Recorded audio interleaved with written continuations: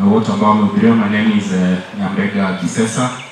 I'm the MCA for Rigoma Ward and the Majority Whip in the County Assembly of Nyamira, and also the national chairperson of your party. First, I wish to congratulate you for surviving the impeachment. Toko sadromo wako hapo ni miaka 5 ndo mendele. Namba ile. Abantu baromo wako kana rogo gasi. Wa so kukulwani. Aseri debiawa.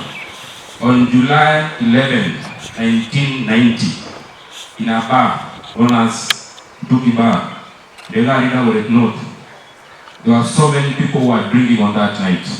There was George Anyona Moseti, there was Professor Goto, there was Oyugi and Njiru Katagu.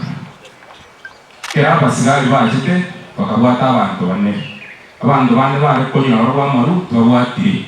Ibe toe ilianza kutoka 1990. Mwewe tigo? Na watu sisi tunawaambia kama wanasiasa, waache gavana afanye kazi yake. Tunawaambia Deputy Governor Dr. James Kondicho Kisami. Pia tunawaambia watu walikuwa wabunge hii kaunti yetu ya Nyamira, waache gavana afanye kazi.